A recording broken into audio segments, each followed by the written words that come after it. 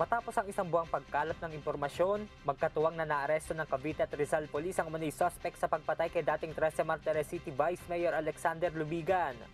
Naaresto ang suspect na kinilalang si alias Python sa kinaroroonan nito sa Sitio Pantay, Barangay San Jose, Antipolo City noong Biyernes, March 10.